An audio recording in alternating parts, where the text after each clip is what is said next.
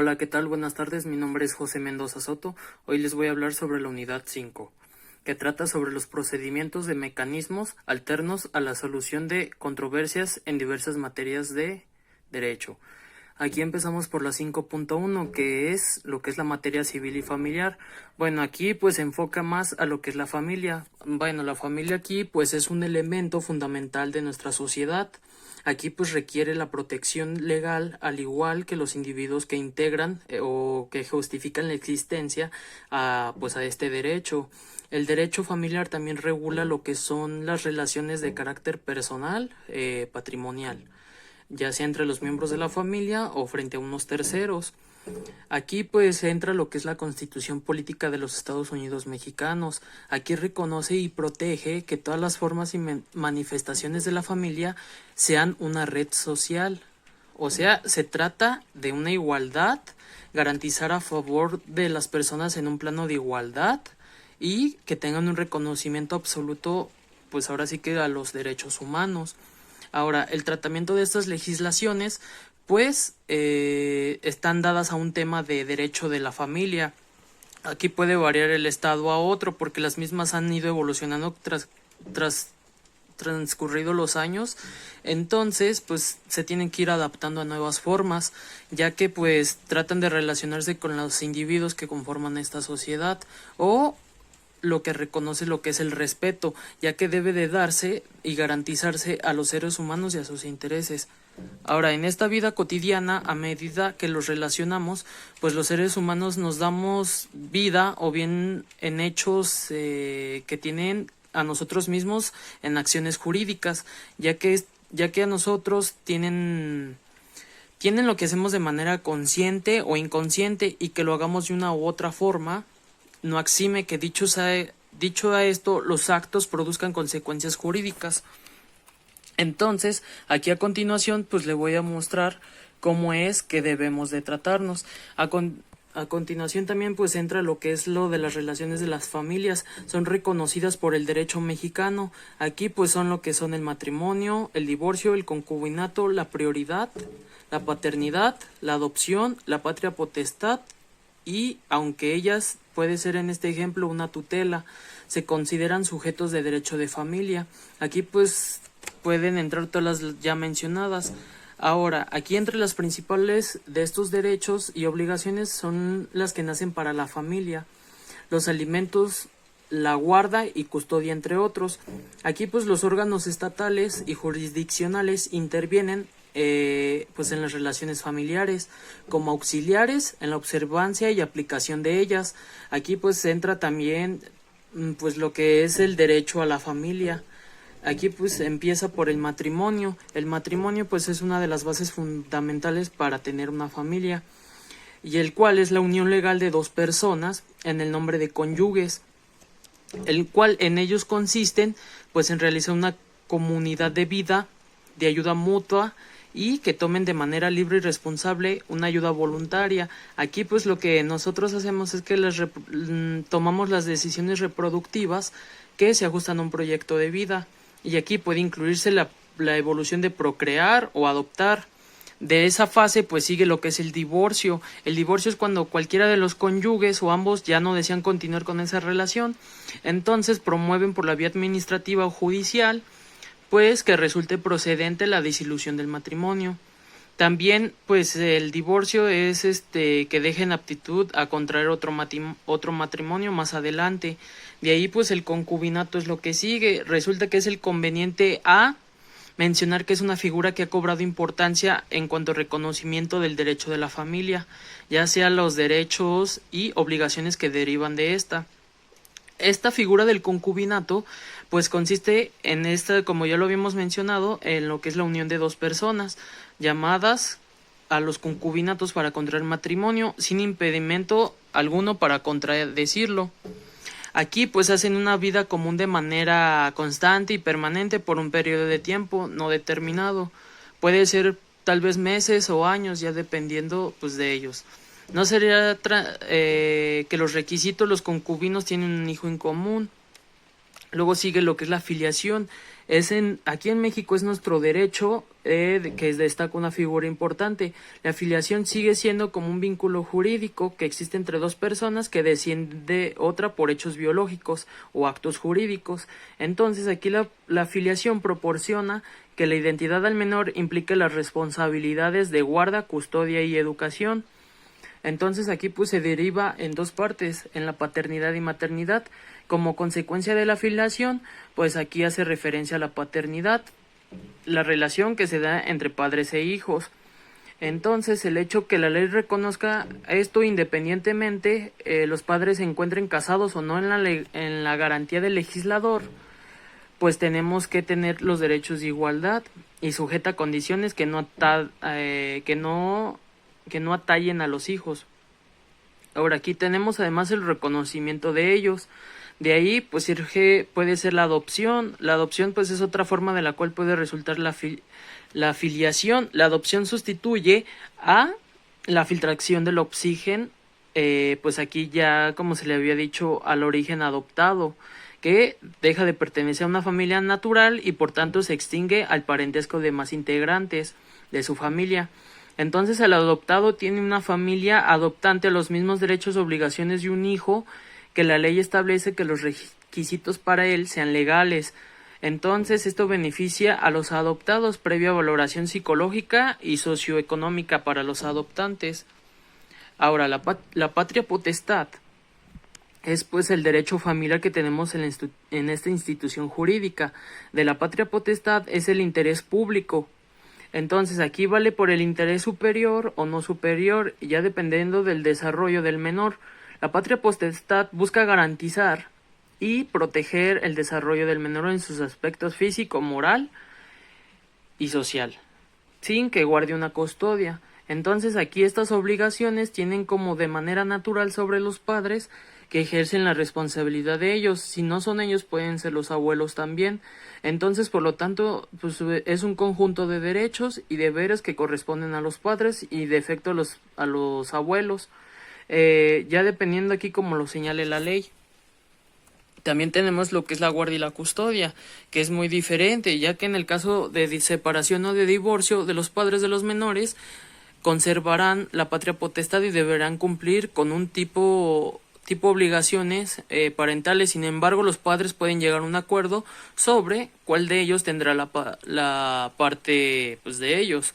Más que nada para que se hagan la custodia, quien determinará a un juez en atención a aquel progenitor. Y aquí puede ser en el sentido de un guardia y custodia compartida, en aquellos padres que compartan derechos y responsabilidades en la educación y formación de ellos. ¿Por qué? Porque depende de la igualdad de ellos y la capacidad que tengan para cada uno de ellos. De ahí pues ya entran lo que son las condiciones, tanto como vivan ellos ya en lo establecido jurisdiccionalmente.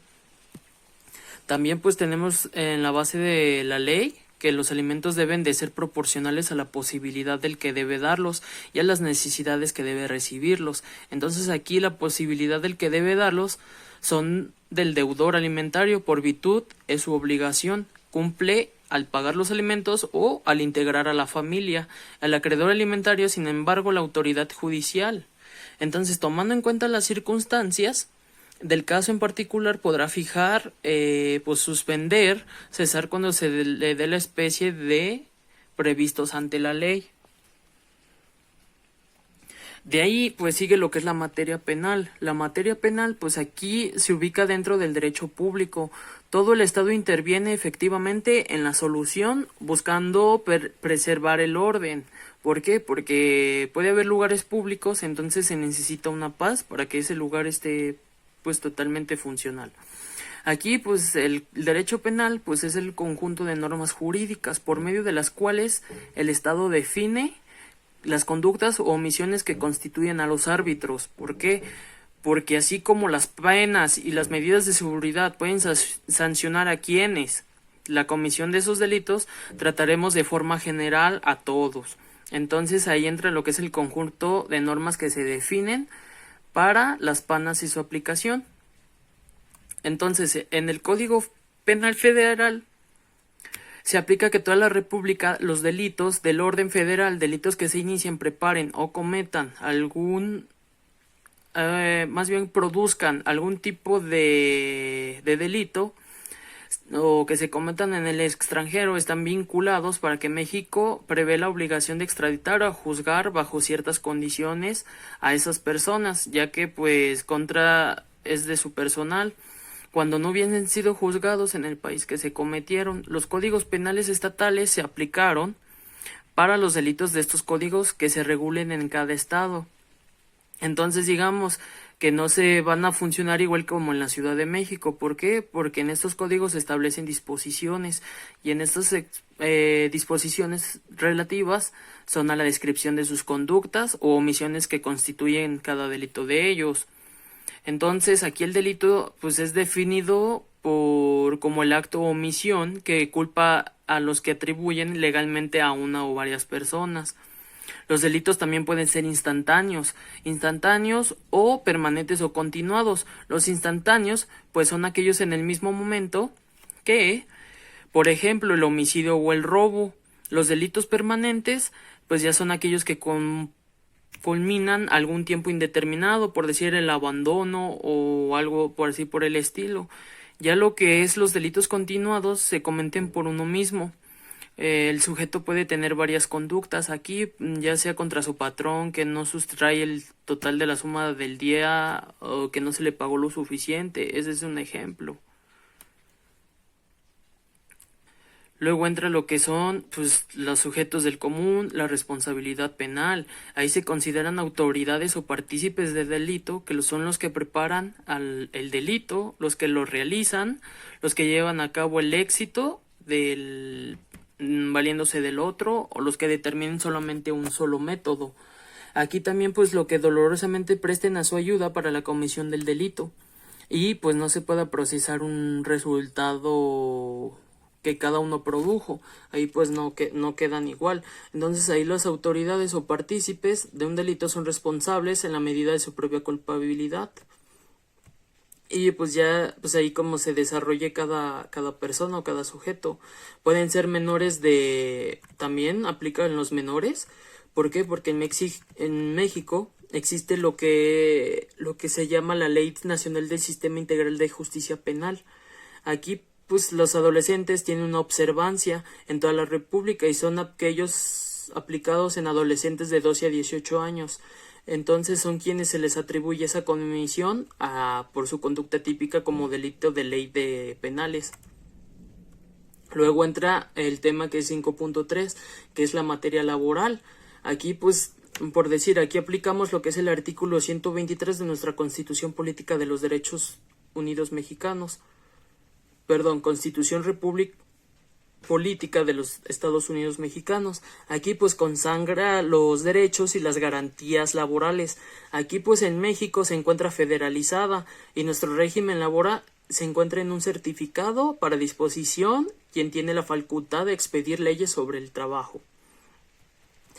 No obstante, pues el derecho al trabajo tiene ciertas limitaciones, porque para que sean válidas deben estar contempladas o ciertas limitaciones para que sean validadas deben ser acceder a un cargo o puesto público o pertenecer a él, porque si no, pues esas condiciones o requisitos que se les piden no pueden exigirse ante las leyes. Luego ahí entra lo que es el 123, como ya lo habíamos comentado. En el apartado A dice que los regidores de las relaciones de trabajo en los obreros jornaleros, empleados domésticos o artesanos, la Ley Federal del Trabajo rige las relaciones comprendidas en este apartado. Y en el apartado B, las relaciones de trabajo son las de unión a sus trabajadores. Esta es aplicable ante la ley federal. El derecho laboral, pues, es un conjunto de normas jurídicas que regulan las relaciones entre un trabajador y el patrón. Esto pues ya está especificado en lo de sus contratos. ¿Por qué? Porque desde un principio que los contratan deben de especificarles cómo funciona, ya que aquí pues aquí entran las condiciones del trabajo. Pueden ser también tales como la jornada laboral, el salario, los días de descanso, vacaciones, aguinaldo, entre otras formas de terminación de la relación laboral. Y pues aquí ya con eso es con lo que funciona pues el tratado. ¿Por qué? Porque el derecho laboral se debe de tener en general estos apartados para los temas pendientes, ya que puede que no funcionen de la misma manera y ya que sea una relación laboral adictiva. O sea que empecemos a definir quiénes son los sujetos a la relación laboral. Y de ahí sigue el subordinado, es el patrón o la persona física que utiliza los servicios de uno o varios trabajadores. En esta virtud, pues la relación laboral tiene obligaciones, disposiciones legales, pagar al trabajador los salarios, cumplir con lo que les dicen, proporcionar materiales, proporcionarle a las mujeres embarazadas la protección que establezcan en los reglamentos entre trabajadores, cumplir las disposiciones normas legales que sean aplicables, en reconocimientos médicos también, porque pues se debe de comprobar que padecen alguna capacidad o enfermedad en el trabajo contagiosa o incurable, entre otras. Entonces aquí pues se extiende por trabajo en la comunidad humana, porque puede ser intelectual, material, independiente del grado o de preparación técnica requerida para cada profesión o oficio. Entonces aquí los trabajadores pues deben de estar al pendiente y ver qué trato van a recibir, porque también pues deben de checar sus contratos laborales, porque aquí también lo que entra es lo que es el despido. El despido pues es cuando puede ser justificado o injustificado, y será justificado cuando se configure la realidad de las causas de rescisión previstas por el artículo 47 de la Ley Federal del Trabajo. Aquí pues el patrón que despida a un trabajador, darle aviso escrito en el que señale claramente la conducta, pues debe de motivar una rescisión de fechas que se cometieron, ya que debe entregarse personalmente al trabajador competente para la junta o lo que lo notifique personalmente al trabajador. Entonces aquí pues tiene que ser directamente. También está la parte que es el despido injustificado, que cuando el patrón no haya avisado al trabajador personalmente o por conducta, pues es la separación, produce la nulidad del despido. Entonces aquí pues importa mínimo 3 meses de salario en caso de que te corran.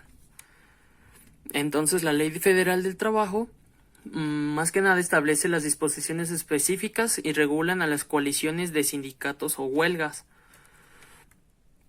Aquí pues la coalición se une pues a lo que es la huelga, que es la suspensión del trabajo, puede ser laboral, puede ser también llevada a cabo por una coalición de trabajadores, es más que nada por la defensa de sus intereses. La seguridad pues más que nada lleva al proceso. Aquí pues también puede ser más que nada cuando el patrón pues ya no quiere a los trabajadores en su empresa, entonces es cuando aplican ahí. De ahí sigue lo que es la materia administrativa. Las actividades que se funcionan como administrativas, es decir, relativa a la puesta en marcha, que son las disposiciones de los servicios públicos encargados de proveer a la población actividades de distinta índole, ya pueden ser educativos, económicos, de seguridad o por el derecho administrativo. De esta manera, determinado el tipo de actividades, pueden cumplir los requisitos de las leyes administrativas ya dadas, que pueden ser sin contratiempos. Entonces, aquí el gobierno federal de Jalisco puede que por autoridades administrativas federales son las que traten de regular eso. Entonces, para evitar actividades perjudiciales, un ejemplo pueden ser las multas o las clausuras. Aquí se hace necesaria la intervención de un abogado profesional para que pueda asesorarlos para cubrir los requisitos de las leyes. Entonces aquí también existen casos de materia administrativa, ya que como empresas o como personas físicas buscamos proteger y rentabilizar su capital intelectual o industrial. Entonces, además de prácticas, pueden ser servicios en materia administrativa, ¿sí? Y pues aquí pues nuestros abogados pueden proporcionar servicios de alta calidad. Pueden ser procedimientos o recursos ante las autoridades verificadas ya mencionadas, pues el INVEA, el IMSS, el ISSSTE, el Infonavit, delegaciones o municipios, etcétera. Luego ahí entran los que son juicios de nulidad particulares o responsabilidad de servidores públicos, uso del suelo permisos sanitarios, autorización de construcciones, registro de derecho de autor o lo que es el Instituto del Mexicano de Propiedad Industrial. De ahí les vamos a dar un ejemplo, que es como lo de la Profeco, el procedimiento arbitral en la Profeco. Es el trámite que a través del cual el consumidor y un proveedor se encuentran de acuerdo a la Procuraduría Federal del Consumidor, eso es la Profeco, intervenga como árbitro para la solución de su problema relacionado con la materia de consumo. Aquí es el que pues ellos establecen las reglas y son pues las partes sencillas. También existen dos tipos de procedimiento, el arbitral directo, que es el que está solicitado por el proveedor, y el consumidor directamente a las unidades. Bueno, ahí entra lo que es el derivado, que es un procedimiento conciliatorio. Al no existir un acuerdo conciliatorio, pues entra respecto a la solución del problema. Luego de ahí sigue lo que es la materia agraria. Pues en práctica resulta que son de los más delicados, sin duda, porque es la sucesión ya a diferencia del derecho común. En conjunto de bienes, derechos o obligaciones, al morir una persona son transmitidos sus derechos y obligaciones, ya que aplica por cuestiones de índole civil. Entonces, ya que la relación jurídica se rige al sujeto, él transmite sus derechos reconocidos como agrario. Si estos no son reconocidos por la vía legal, pues sería la resolución jurisdiccional. Pues ahí entra lo que es en una asamblea, o sea, pues entonces no puede ser validada y pues es más proceso. Ahora, ahí pues dentro de la sucesión, pues la materia agrada, se deben de definir elementos sobre pues los que recae esta, con los que son los derechos parcelarios, son sobre las tierras de uso común o en su calidad de ejidatarios o respecto a la capacidad de sala máxima de los bienes que se acercan. Aquí elegido es bien cierto que la doctrina se deben de definir elementos con la que ésta recae, pero de acuerdo a Isaías Riveras, el ejido es una sociedad mexicana de interés social. Entonces, por lo que respecta a quienes son capaces de heredar, considerado que son ejidatarios, son hombres y mujeres titulares de derechos ejidales, los cuales tienen el derecho uso y disfrute sobre sus parcelas. Los derechos de este reglamento interno otorgan sobre las tierras ejidales legalmente que hayan adquirido por herencia. Entonces, pues aquí entra el artículo 15 de la Ley Agraria en vigor. El punto número 1 dice que el ser mexicano mayor de edad, de cualquier edad, si tiene familia a su cargo, se trate de heredero, de ejidatario, y ser avecindado al ejido correspondiente exceptado de un heredero o cumplir con los requisitos que se establezca en el ejido ya reglamentado. Entonces de ahí siguen los antecedentes a la sucesión de derechos pues que surgen.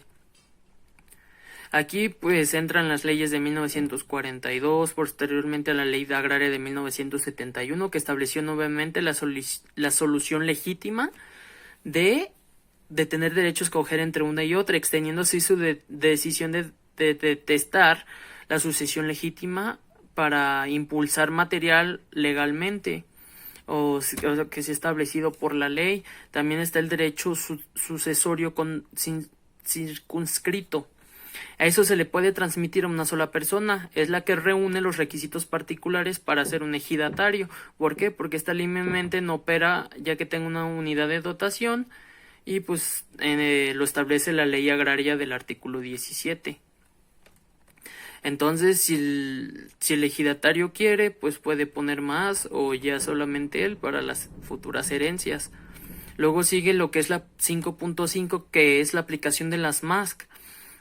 Puede ser en el ámbito de derecho internacional o privado.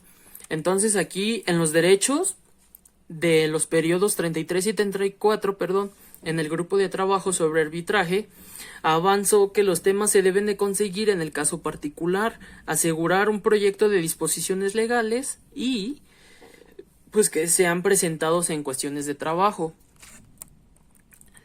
Y pues dependen. Ya aquí depende el ejemplo que manejemos, porque el tipo de trabajo grupal,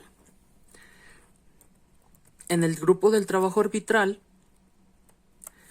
puede ser para el Estado promulgador. El objetivo fundamental de la ley de conciliación sería que el día de ayer a los estados contar con nuevas alternativas para la solución de controversias que reduzcan costos, prevengan futuras disputas o mayor certidumbre, a los comerciantes a resolver sus controversias, ya que a través de ellas hay un mecanismo. Estos mecanismos ayudan a facilitar el uso de ellas y dependen de un fallo o que logren dar una mayor estabilidad para el mercado. Así las partes contarían con un recurso y pues la certidumbre pues no se daría a conocer ahí. Ya sería por una noción amplia de los mismos procedimientos. Tal es la aclaración que se han hecho teniendo que la conciliación como la mediación se encuentran en diferencias, análisis de doctrinas en el derecho público o privado, ya que hace referencia a estos métodos señalando que sus mayores similitudes entre la mediación son buenos oficios, todo que se toman en cuenta que puede haber un tercero, pero ahí en el tercero ya no entraría. ¿Por qué? Porque los se dan cuenta de la intervención de un tercero, entonces es el grado de intervención, ya que ellos le dictan las tareas asignadas. Entonces ellos ya no pueden entrar ahí a lo que hacen, distinción para la intervención del tercero. O aquí en ambos casos, lo que puede ser es quienes opinen que el tercero mediador o conciliador debe proponer un proyecto de solución a estos, pues simplemente no lo harán, ya que señala que la ley reputa de acto de comercio las operaciones de mediación en negocios mercantiles, mientras la conciliación ha sido un medio de solución de controversias. Tal es el caso de los métodos instalados en la materia civil o aquellos por virtud de los cuales se dirmen de controversias. Aquí pues se requiere la intervención de este tercero que ya se había mencionado para el avance de las partes. ¿Por qué? Porque las propias partes pueden ser de solución o de transacción de controversia. Entonces pues aquí no aplicaría directamente. Aquí se trata de unificar los criterios o las técnicas utilizadas en la solución de conflictos. Así puede ser en primera categoría, pudieran incluir aquellos métodos que simplemente ofrecen una negociación directa entre las partes y pues ya ellos tratar de manejarlo. Y pues sin embargo son indispensables para generar confianza en los resultados y que estén ubicados en diferentes estados. Así lo maneja el artículo 3 de la Ley de México en modelo, que establece que los criterios para distinguir las controversias en el ámbito internacional sean las del ámbito interno. Aquí entra lo que es la SEUDIMI, que es el combino que el régimen de la ley modelo aceptaría y pues es lo que hace una conciliación interna, ya que pues los incorpora a ellos y a las legislaciones nacionales y pues ya afecta tanto como público y privado. Y pues bueno, esto sería todo por el momento. Espero lo hayan disfrutado y gracias por su atención.